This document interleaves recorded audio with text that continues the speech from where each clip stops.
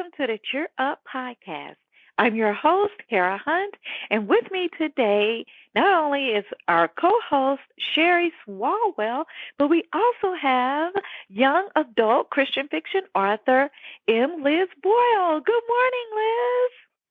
Hi, thank you for having me. Hi. Hey, Sherry. Hi. We are so glad you're here, Liz. Thank you. It's an honor. How is everybody today?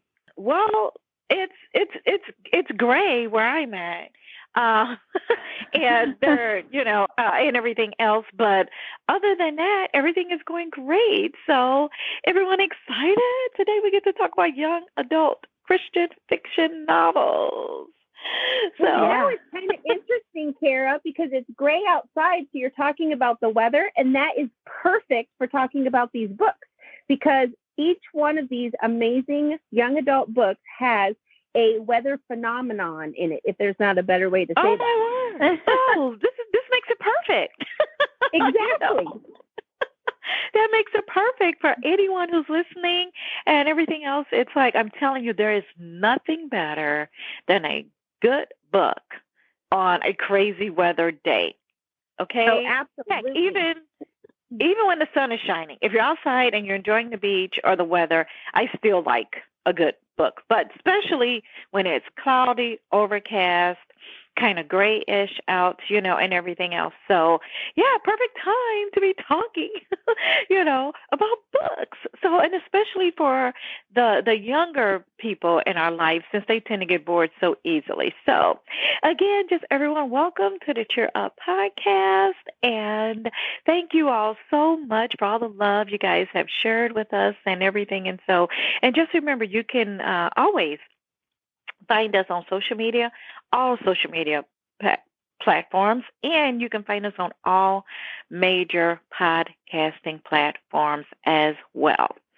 And we will be sharing more information about Liz Boyle and her books and her contact information at the end of the podcast. So, good morning, Liz, again, and just tell us a little bit about you.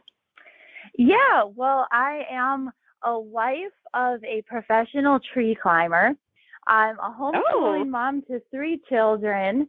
My joke is that they are laundry producing children, but in all honesty, they are very healthy, active, energetic kids. So it's been a wonderful adventure getting to raise them and be with them.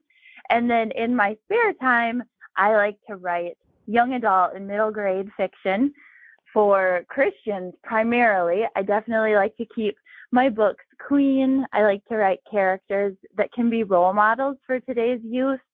So I do a lot of my brainstorming for my stories while we're running errands or folding laundry. And then sometimes when everyone's in bed for the night, I'm able to just write out all these ideas that I had during the day. So it's really just a blessing to get to be with my family and get to be creative and get to love the outdoors too during it all. When did you first decide? Well, I mean, do we really decide when we become a writer? When did you first realize you wanted to write or you like to write? Well, so that was quite an unexpected revelation, I would say. During middle school and high school, I would get writing assignments, and for the most part, they were pretty easy for me. I could usually come up with the right material to write. But then I had a literature class, an advanced lit class in high school that kind of ruined books and writing for me for several years, and I just kind of lost all interest, which is sad. But then one day, probably going on maybe 6 years ago, because we only had 2 children at the time, and they were young and still napped. But anyways, I was feeding them lunch, and I had just finished reading a young adult adventure novel. It wasn't Christian at all. It really didn't have much for morals. Very thrilling plot. I was engrossed the whole time with the storyline. But after reading that book, I just thought, oh, wouldn't it be nice if there were books like that with that level of excitement, but also had some Christian elements and some moral teaching. So shortly after that, I was getting my kids lunch, like I say, and very much out of the blue, I had this thought of they should write a book about 5 teenagers that survive an avalanche. And then, I mean, I literally think I was like putting carrots on a plate. And then I thought, I wonder if I could be they. And then that day during nap time, well, first of all, I prayed about it because, you know, a stay-at-home mom doesn't have a lot of spare time, contrary to popular belief. But, so I just prayed about it, like, God, if this is a way that you want me to spend my time, please just give me the ideas, because, you know, I had lost a lot of interest in writing and never, kind of like Sherry, never considered myself going to be a writer. So after praying about it, when the kids were asleep, I typed up 8 pages. And then at that point, I thought, wow, I don't think this was all just my own brainstorm. You know, I think this might be something God wants me to work on. So it took off from there. Like that summer, then it took about 1 summer to write Avalanche, the first book, and then started writing Chase. It was a couple years before I got to publishing. So then by the time Avalanche released, Chase was about half written. So I was able to release Chase shortly thereafter. I think maybe 6 or 8 months after Avalanche released. And then, Ablaze came really naturally and quickly too. So it's been really a fun adventure. I've learned a lot. I think my writing has improved a lot over the course of the series. So as far as when I decided to be a writer, I would say during nap time or during lunch the day before, or the day, right before nap time. Oh my gosh. That reminds me of David in the Bible. He became king when he was out tending his father's sheep. Isn't it just like God to do it during an ordinary day? Take an ordinary day and just kind of flip it up and make it extraordinary and show you your purpose? Yeah. Give you a whole new unexpected mission in life when you're going about your daily routine. Exactly. And I bet nap times were never the same for you again, huh? No, it became such a highlight of the day. I mean, it had always been nice. Like, okay, I'm going to have an hour and a half or maybe 2 if it's a great day, to chip away at the to-do list. And then, it got to the point I was just like so excited for nap time. I was trying to rush through stuff so that I could get back to writing. That's when I think, it's really God, because I feel the exact same way. Like, I still don't consider myself a writer, but man, oh man, does it just like fill me with life to spend time with these imaginary people. Yes, it's invigorating, isn't it? It is. And Kara knows all about that too, because she's writing as well. Yes. Yes, and it is. It's definitely. I do not want to use the phrase out of body experience, but it's definitely like, you write something and you're like, oh my goodness, where did that come from? Exactly. It's like, where did that, I have no idea, like where that scene, where this topic, where this lesson, or anything like that, has come from, and everything. And I think that's why I see my writing, and I think almost all Christian fiction writers fall into this category of what I'm getting to say. It's an extension of ministry for them.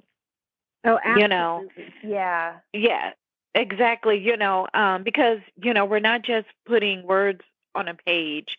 There's more to it, necessarily behind that. And I that's why I love I'm right now, within the past couple of years, I have, my reading preference has been mostly all Christian fiction. That hasn't, different genres in it, right? Mystery, thriller, suspense, romantic suspense. I don't do sci-fi much, nor Amish, but historical fiction, just different genres within it, but generally all under the Christian fiction umbrella. It hasn't always been that way, because I've read a lot of secular fiction I mean, in my life, sexual fiction and nonfiction. Well, necessarily in my life. Yeah. I have to tell you, Kara, God had that conversation with me when my daughter was 2 years old. I used to read a lot of Danielle Steele, and I'm not criticizing Danielle Steele. I'm not. I just happened to, she's the one that I read a lot of. And God spoke to me, and he said, Sherry, is this what you want to have around your house when your daughter's growing up? And I said, no. So right. when she was 2 years old, so that was, 17 years ago, I, to this day, will not read anything but Christian fiction. Well, except I do read, I read a lot of nonfiction, but most of those are Christian also. And then I do read either true crime or true, memoirs, not autobiographies necessarily, but memoirs about people. So I read true stories about people, but I don't read secular fiction anymore. And there is so much great Christian fiction out there. And Liz is one of them. In fact, if it's okay, I want to share how I met Liz, because I belong to a group, Celebrate Lit, and I get to read and review books that I pick and choose. But they're Christian books, Christian fiction, Christian nonfiction. And her book came up. Well, I have a teenager at home, or at least I had a teenager at the time. She's older than that now, but I thought, oh my gosh, this is a young adult book. I think she would really like it. I personally do not like the young adult genre, but I'm more than willing to read it and review it and then give it to my daughter, because I think she would really like this. This looks like a really great book. I could not put this book down. I couldn't. It was amazing. I'm definitely a Liz Boyle young adult series. Anything she writes, I'm reading. But I still am not necessarily a complete young adult. I haven't been crossed over to that side 100%, but I fell in love with this series. And this is from somebody who does not read young adult. Well, didn't read young adult. It is an amazing series. Not only does it keep you, I think it completely fits what you said, Liz, you were going for, because it's got the action, it's got the relationship, but in a very good, clean way. It's got funny, it hits, it checks all the boxes, all three of your books, Avalanche, Chase, I'm so glad to hear that. They are amazing. They're absolutely amazing. So, yeah. And then you and I just kind of developed a friendship after that. But I fell in love with your books before I fell in love with you as a person. That makes my day. Thank you for sharing that. Well, it's all true. So for any authors out there that are kind of the shy, introverted type or anything else, just have people read your books. That'll be a perfect way for them to get to know you or a little bit about you. And that way you can become friends with people, easily throughout, that way, right. Just by them reading, your books or whatnot. And just to tag a little bit about what you were saying earlier, Sherry, regarding Danielle Steele. My mom was a fan of Danielle Steele, and she would read her books, and then she would go to work, and you know how you would flip your book over to where you just flip the paperback over, and where she came home or whatever, she would just pick it back up and continue reading, And in the summer or whatever, if I was around, I was an avid reader. She knew this. I don't know how come she didn't realize I was reading her books. Well, eventually she did. Okay. And maybe about 13 or 14 years old, I think I was, and I would sit up there, and I'd be reading them. And to tell you the truth, I'm thinking, wow, it put a lot of things in my mind that as a 14-year-old I should not have had. Now, this wasn't my mom's problem. It was mine, right? I knew she wouldn't want me reading it. But because, I'm like, oh, a book. Okay. And I would pick it up and, and I would just read it and everything else. But, if you're familiar, well, I know you said you're familiar with her reading. It was, even though her stuff wasn't necessarily overly graphic and sometimes, but it was very seductive. Yeah. Very sensual, that in my young pubescent mind, I didn't want to have. Now Danielle Steele's market, if I remember correctly, was adult women. Okay, so this was not a young adult book. So I don't want people to think that, this was a young adult book that had this type of stuff into it, this type of sensuality into it. So this was not a young adult. Her target audience, I 100% believe, was adult women. Okay, so for those who aren't familiar necessarily with her, but how awesome would it have been to have books like Avalanche, Chased, Ablaze, available back then, for my mom to just be like, okay, here, you want to read these. Exactly. Yes, these are made more for you. These are fine. I feel comfortable while I'm away at work or whatever for you to read these and leave my stuff alone. Like, don't read my stuff anymore. You can't be trusted. I can't leave a book unattended around you. Okay, and I think she probably asked several times, like, have you been in my book? Have you? It looks different than the way I left it, And I got pretty big eyes, I just look crazy, like, But I think she caught on pretty quickly that I was reading her stuff. And it came back to bite me because she read a lot of Stephen King as well. She was a huge Stephen King fan, and Dean Koontz, I believe the name was back then. Yep. And boy, they were scared the daylights out of me. Okay. And when I couldn't go to sleep, it was nobody's fault but mine, But what kept drawing me to those books was that I love the storylines, right? Even though I knew these are way above my head. These are way too mature for me, But I love the action. I love the adventure. I love the connection. I love the relationships. And so I love the storylines. It's just that, and the ones that I would get in my school library were kind of like for my age at the time, they were kind of like a little bit too Dick and Jane for me, if you understand what I mean by that. Okay? Yeah. And I'm like, I want something more. I want something with more depth, more storyline. Okay? But obviously those weren't it, but I was still drawn to them. How cool is it and awesome is it that now parents don't have to worry about that? Because there's authors like M. Liz Boyle who have books that same type of excitement, that same type of adrenaline, that same type of edge of your seat type reading for your teens. They give them everything that those other books gave you without the horror that give them nightmares. Without the sensuality, and things like that. So, okay, go ahead, Sherry. I'm done. Well, piggybacking on that, not just like your mom reading adult books that were not appropriate for you. I remember a specific instance.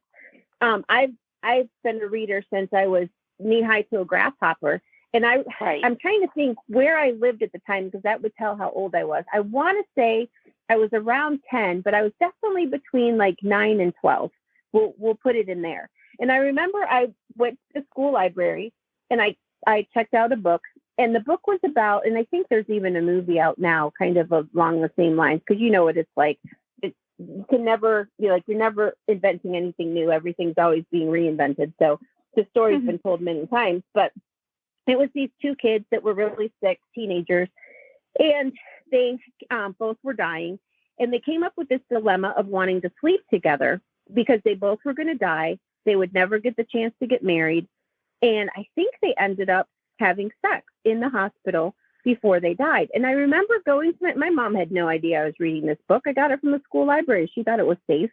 And so, and I didn't know when I picked it up that it was going to be like that. It just looked to me like two dying kids. And I thought, the psychology background to me was like, I want to read this.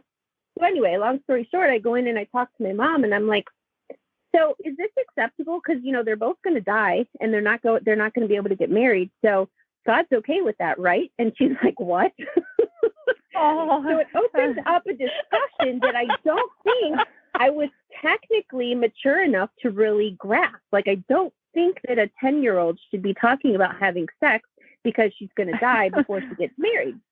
But I say all that to say that your books have all, like, everything.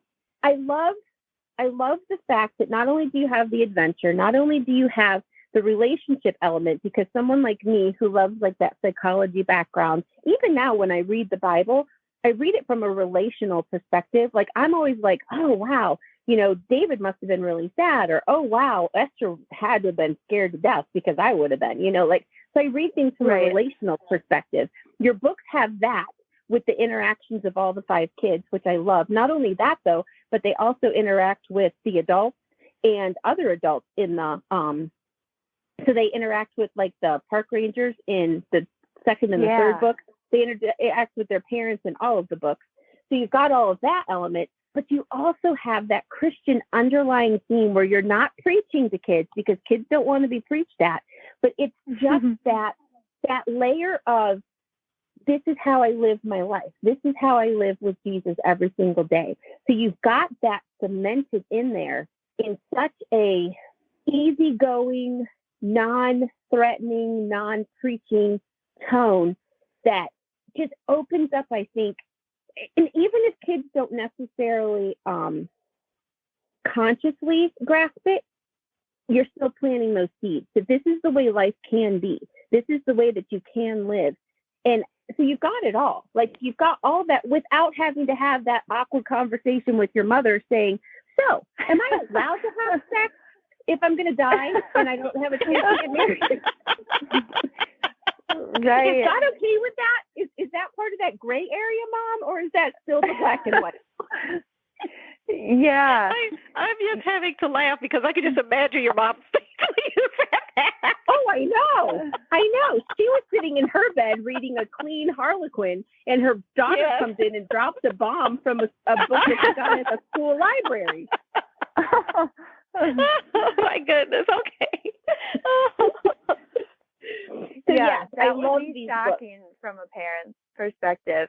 Well, I'm glad you brought that up. And yeah, one of my goals with the books definitely was to just, for kids who maybe already are Christians and maybe feel a little awkward or not very confident in it, I wanted the characters to normalize it for them. Like, hey, we pray.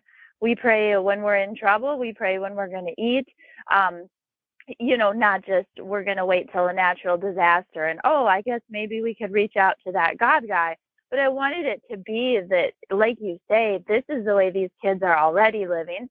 But then also, like you say, for the kid who maybe isn't a Christian or hasn't seen much Christianity in their life, to, just have it be a gentle, kind of subtle, like you say, not preachy in your face, but, well, here's what these kids do.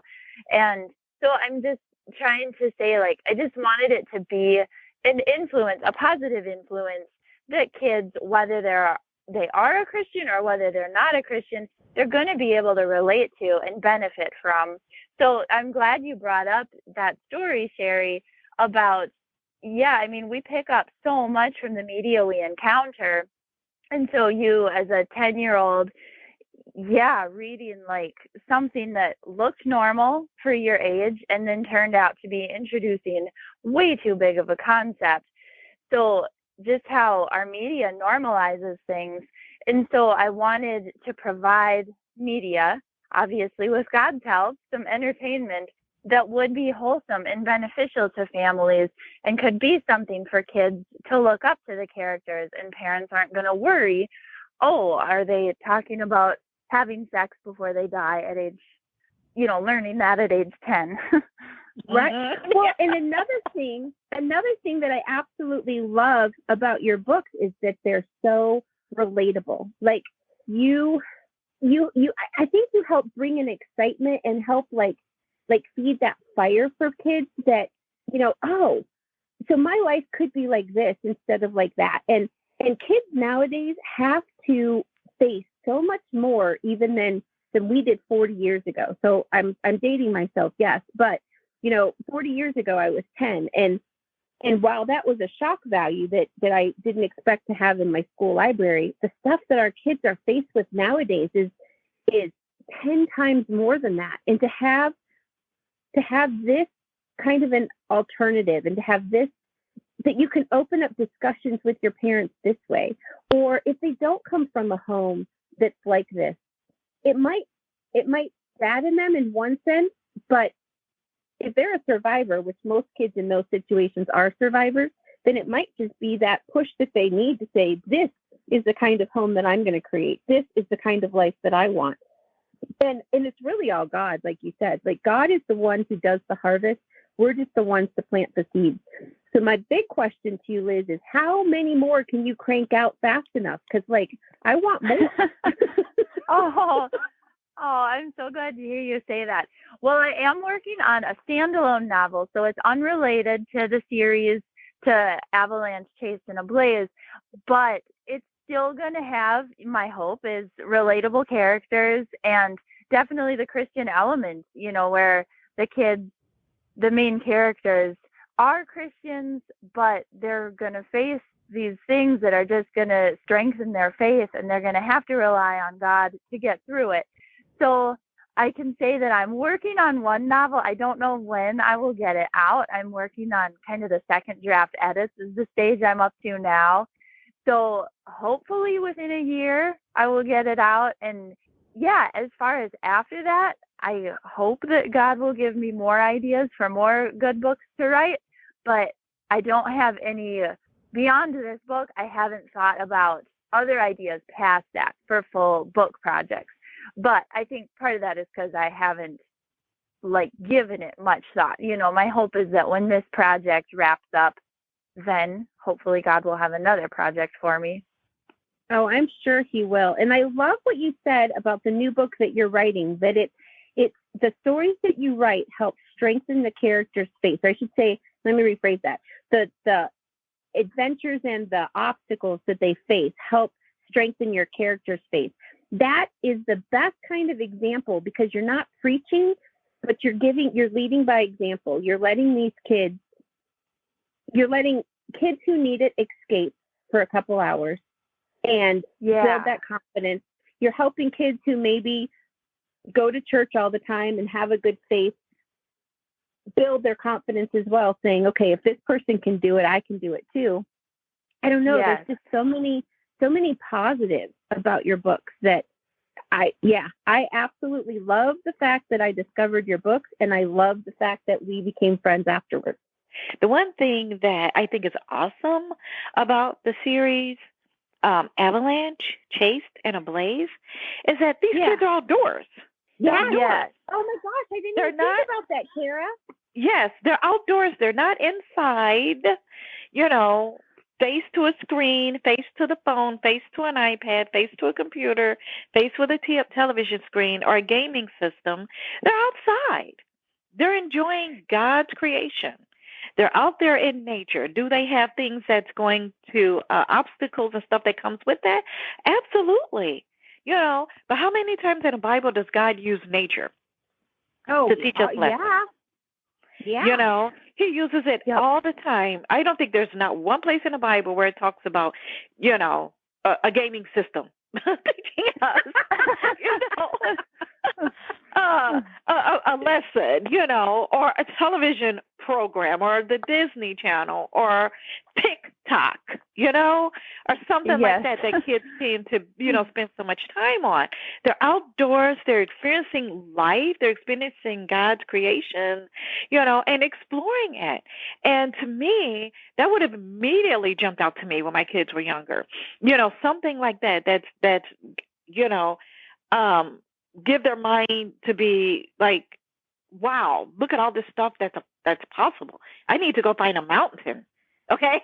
You know, like, I need to go find a mountain because I want to go like hiking in the mountains. I need to go hiking. I need to go do this. I want to go through the woods. I want to go on a trek. What's a tree climber? Who are they? What do they do? You know, just anything that would get them out of their, you know, normal world and just get them to start thinking outside the box of everything that God has created, you know, outside, for just youth to be able to go outside and actually enjoy the surroundings around us. And I kind of wonder, do you market to those places like campgrounds, KOA, hiking places, Boy Scouts, anything like that? Well, I do try to find outdoor groups, interest groups, specifically with Christians who would be interested in my books. A couple Right. groups that have been really interested in them are like the troubled teen type ranches. Ooh, I can see that. Yeah, some I of can them see have that. wanted to add my books to their library. So that's been really fulfilling and I'm glad you brought up that point about being in nature, because that was another one of my goals, just seeing today's youth and realizing that they're so connected with their phone that they're kind of disconnected with almost everything else in life. And, Yes. it's kind of everything else in life that matters. And so, yeah, I did just want to like open that door and say, here's an example of how kids your age are having a lot of fun, learning a lot, have great friendships. And I mean, frankly, in the books, there's very little mention of phones. And part of that is because they're on mountains where phone reception wouldn't even work. And there are a few mentions, like someone maybe gets a text or they check their phone and, oh, big surprise, there's no service. But I did want to just take my characters out of that, not even have technology be much of an option, so that I could focus on the everything else in life, the connecting with God, connecting with nature, connecting with people. And so I'm glad you brought up that point about the nature. And then also getting back to what Sherry had mentioned about their corresponding with adults in their lives too. And so that's one thing that I see in a lot of YA lit is there's just not much influence from adults in their lives. And I know part of that is kind of like I chose to take my characters out of technology. I know a lot of authors purposely take them away from their parents. And admittedly, I had to plot my books around that too, because I wanted them to have these character arcs and this growth where they would have to learn without the parents. But I don't have their parents completely absent. I don't have them just like totally off on their own. I wanted them to be able to reach out to trusted adults in their lives, because I think that's important too for kids to see that everything in their life can't always be answered by Siri, and that it's good to go to adults who have experienced life and have advice to give. So, yeah, getting them in nature, giving them enough independence that they have to learn to stretch their wings, but also that the adults are close enough that they can refer back to them and get the help they need. Those were two of my goals with the books. So, yeah, I was just going to say thanks for bringing up those points.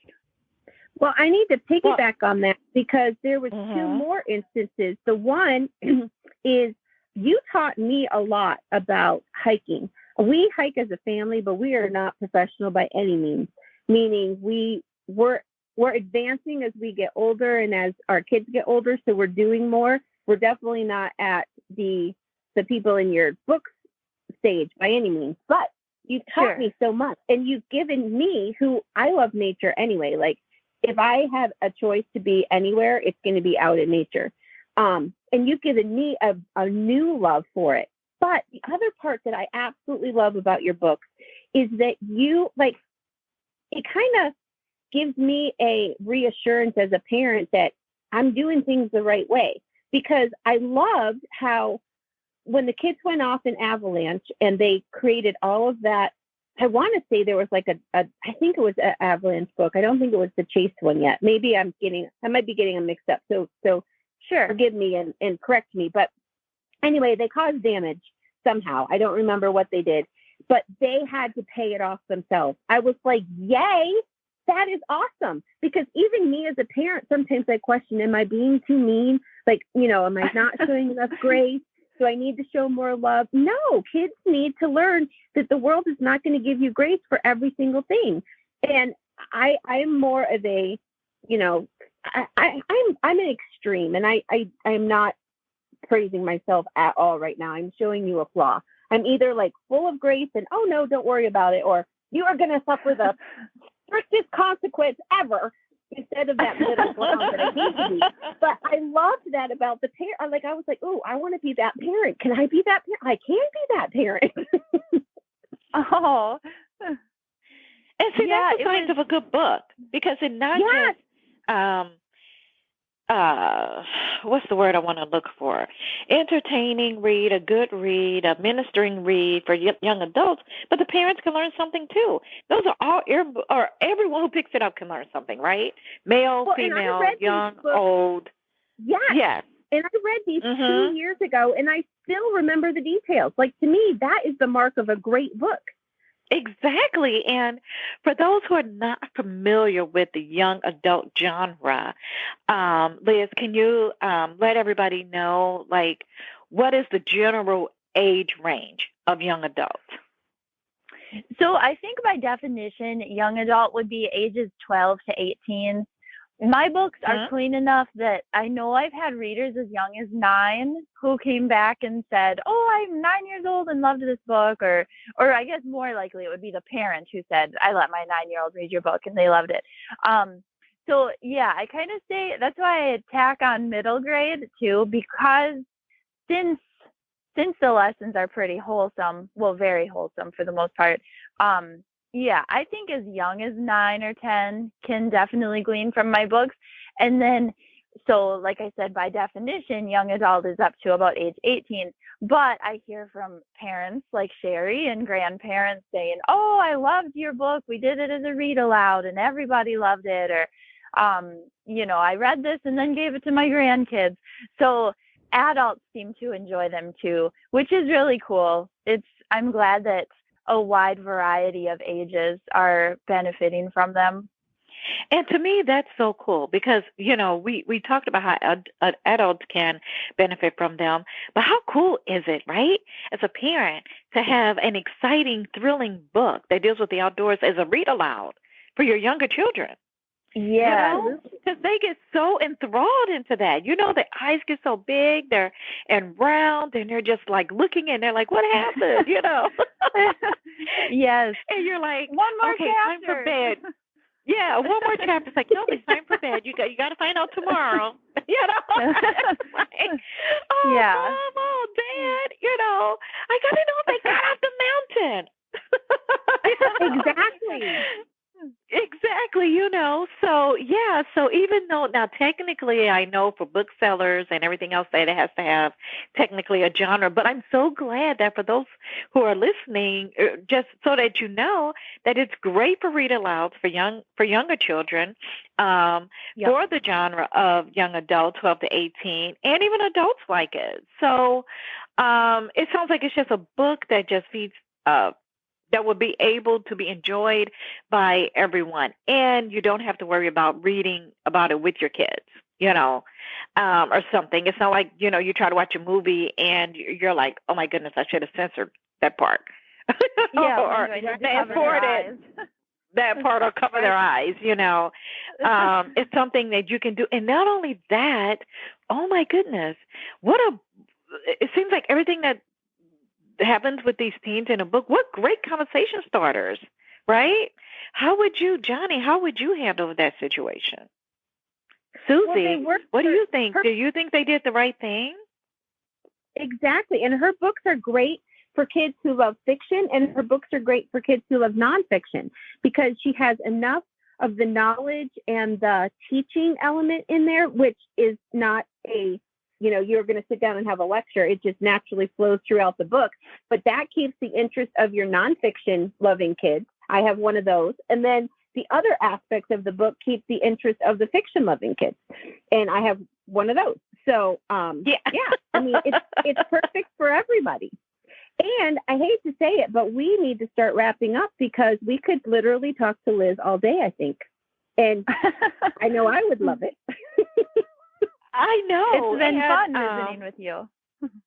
And see, that's the great thing about having awesome books because you could go on and on. But we could talk about it all day, but there's nothing like reading the books themselves. And Liz, can you tell everyone how, when, where to get the books? That Avalanche, Chase, and Ablaze, and even how to sign up to your newsletter so that they, or your website, so that they can subscribe so that they can find out more information about any of your upcoming work. Yeah, so I have a lot of information on my website, including a newsletter sign up. I do a monthly newsletter.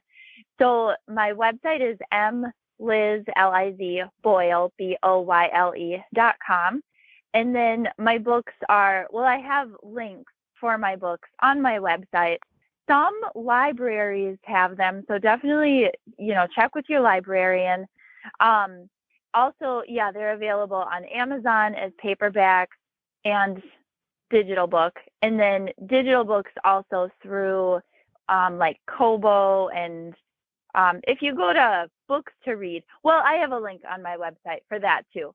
So mlizboyle.com would be the main place to go. I also have Facebook and Instagram pages also under Liz Boyle. So those are all places that readers can find me. That is wonderful. I am so glad that you took the time out. Thank you so much for coming and hanging out with Kara and me today. I was looking forward to it for weeks before when we set it up, and today surpassed, I think, even the enjoyment that I thought I was going to have. So thank you.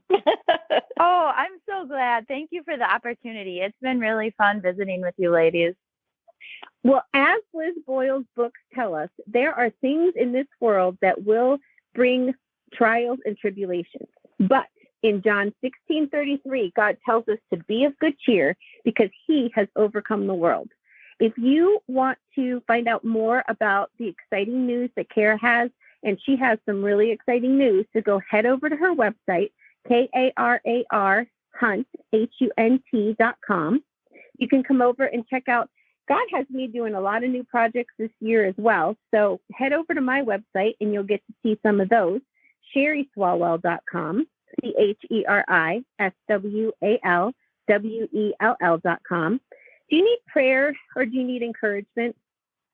Email us at cheeruppodcast@gmail.com, and we would love to stand beside you and pray, offer you encouragement, or just be that listening ear that you need.